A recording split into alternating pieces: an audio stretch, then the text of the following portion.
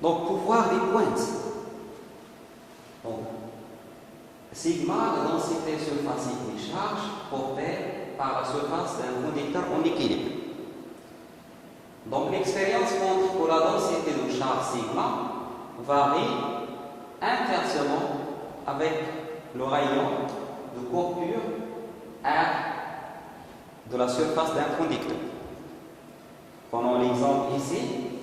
Plus que le rayon de courbure de cette partie est plus élevé que le rayon de courbure de cette partie est plus élevé que le rayon de cette partie. Donc, plus que le rayon est plus faible, plus que la densité de charge est plus élevée. Donc, en sens inverse avec le rayon. Donc, sigma 1 supérieur à sigma 2 supérieur à sigma 3. Ce qu'on appelle pouvoir des pointes. Si un conducteur présente une pointe,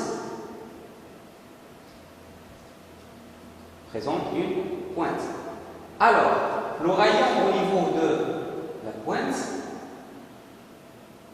R est très faible. Donc sigma est très élevé. La densité est beaucoup plus élevée au niveau de la pointe. Donc, le champ électrique au voisinage de la pointe, qui est égal à sigma sur epsilon 0, sera très intense. Ce qui provoque, par exemple, l'ionisation de l'air qui décharge la pointe. Et ce phénomène est utilisé dans des applications, par exemple, dans les paratonnerres placés dans les édifices pour les protéger de la foudre.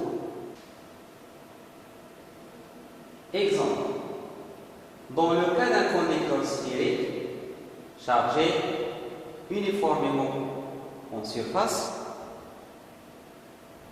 pourquoi un conducteur sphérique chargé de façon uniforme au niveau de la surface? Parce qu'on a montré précédemment, après l'expérience, que la charge varie en fonction du rayon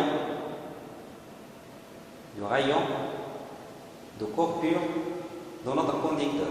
Si le rayon est constant, alors la densité de charge se répartit équitablement sur toute la surface. Donc, la densité de charge pour un conducteur sphérique de rayon R constant est uniforme. Donc, la densité de charge, si on calcule la densité de charge, c'est tout simplement Q divisé par S parce que sigma est uniforme, c'est Q sur 4pi R carré. Donc, pour la même charge, Q plus que R plus élevé, plus que sigma est faible. Et aussi plus que R est très petit, plus que sigma est plus élevé. Donc, il y a dépendance en inverse entre sigma et le rayon du conducteur.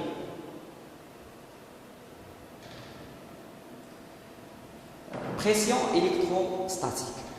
Donc, pour un conducteur, ici la surface d'un conducteur, où se trouvent les charges, bien sûr le champ électrique à l'intérieur est nul, le champ électrique à l'extérieur, au voisinage de la surface de notre conducteur est égal à sigma sur epsilon 0.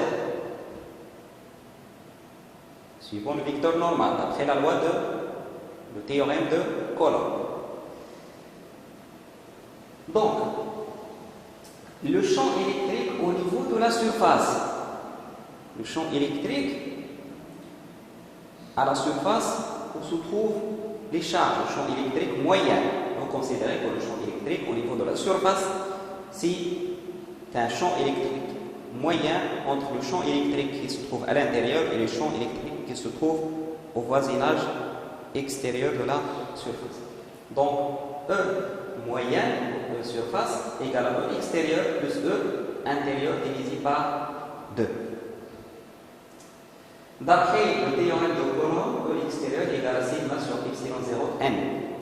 Et d'après le champ électrique à l'intérieur est nul d'après les propriétés d'un conducteur en équilibre électrostatique.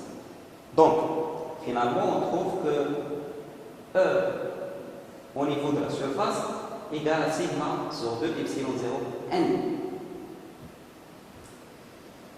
Donc, la force de Coulomb s'exerçant sur les charges, sur l'élément de surface de charge dQ et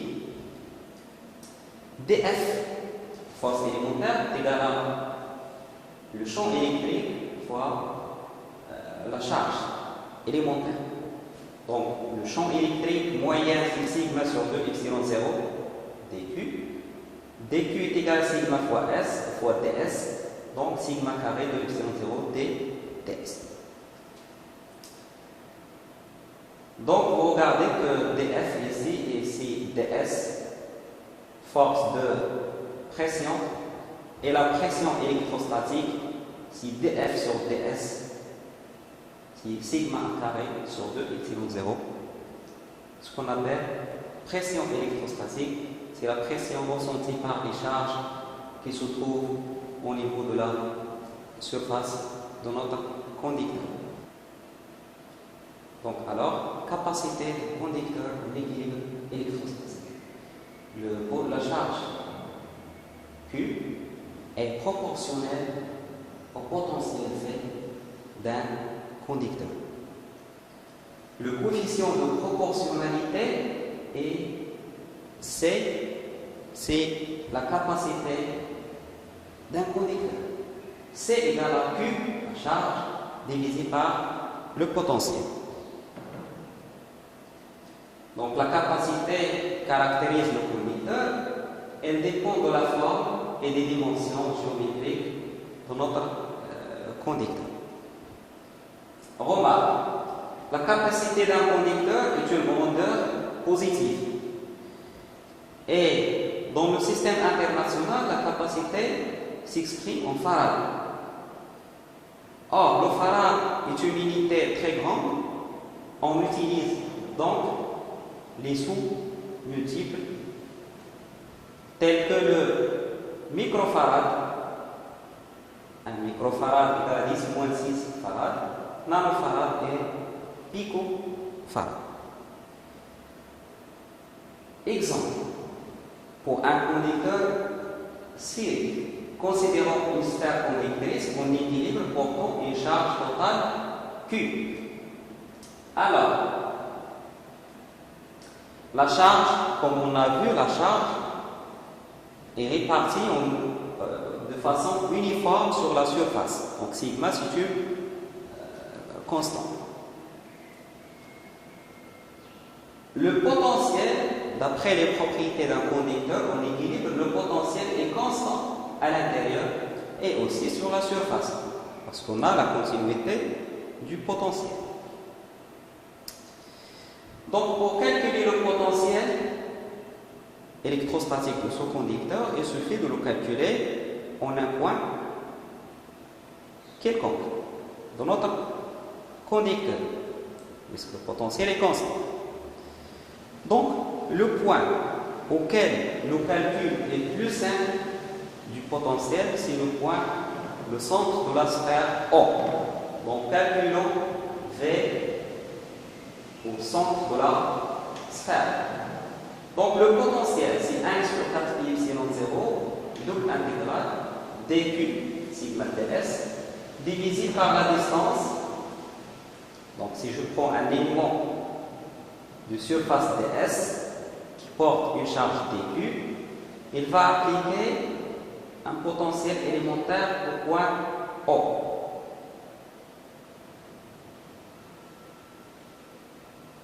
Donc, sigma ds.